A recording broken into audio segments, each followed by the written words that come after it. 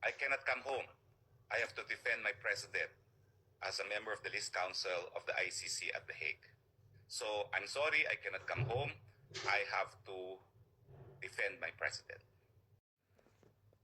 Hiling na asylum ni Secretary o dating Secretary at ngayon ay nandun sa bahagi po ng The Hague na si Attorney Harry Roque ay pagtatangka raw na makatakas sa pananagutan sa Philippine Offshore Gaming Operators, human trafficking at iba pa. Ayon yan kay Congressman Isidre at yung makabayan black lawmakers ay haharangin din ang paghiling ng asylum itong si Attorney Roque sa The Netherlands. May balita si Bombo Anali Soberano.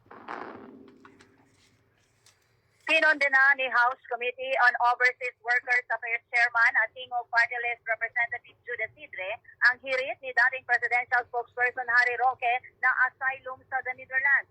Sinabi ni Asidre ang nasabing hakbang ni Roque ay isa umanong pagtatangka na matakasan ang kanyang pananagutan sa ugnay ng Philippine Offshore Gaming Operators at mga krimen na nakapaloob dito gaya ng human trafficking. Ginawa ni Roque ang hakbang 5 buwan matapos siyang ireklamo ng human trafficking kasama ang 2 pang iba sa Department of Justice.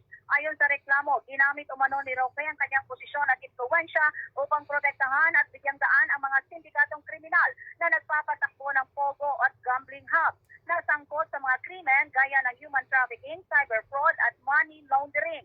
Binigyang diin ni Asidre na lalo lamang lumalakas ang hinala sa mas malalim na pagkakasangkot ni Roque sa mga iligal na operasyong ito dahil sa kanyang biglaang aplikasyon para sa asylum na bunyag sa mga paglilit ng mga mambabatas kung paano naging pugad ang organisadong krimen ng Pogo Gambling Hub kabilang ang human trafficking, sa pilitang paggawa, prostitusyon, cyber scams at maging mga sindikatong may kinalaman sa iligal na droga.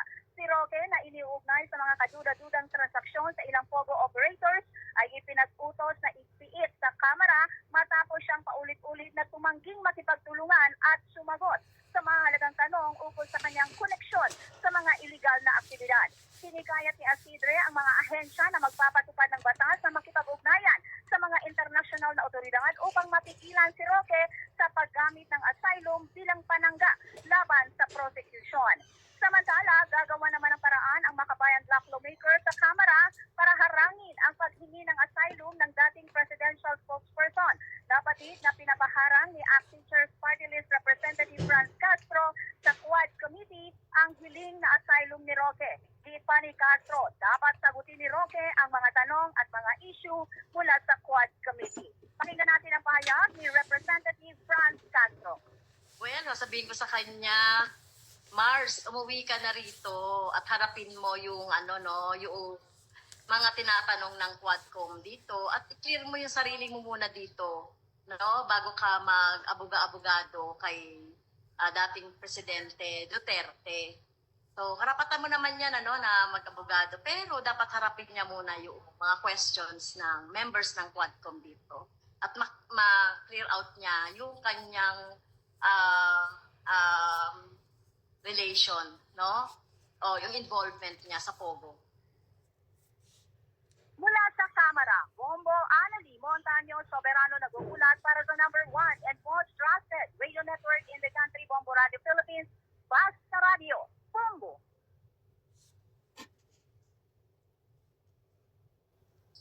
I cannot come home. I have to defend my president as a member of the list council of the ICC at The Hague. So I'm sorry I cannot come home. I have to defend my president. Well, because hindi pa kasi na-establish kung ano yung basis ng pag-stay niya dito sa Netherlands. And we don't want complications pa.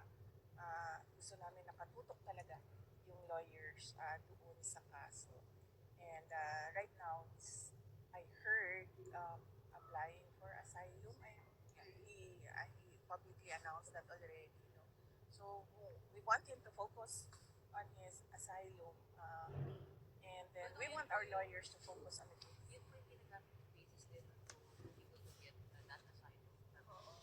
we can defend. Well, that is a matter that he has to discuss with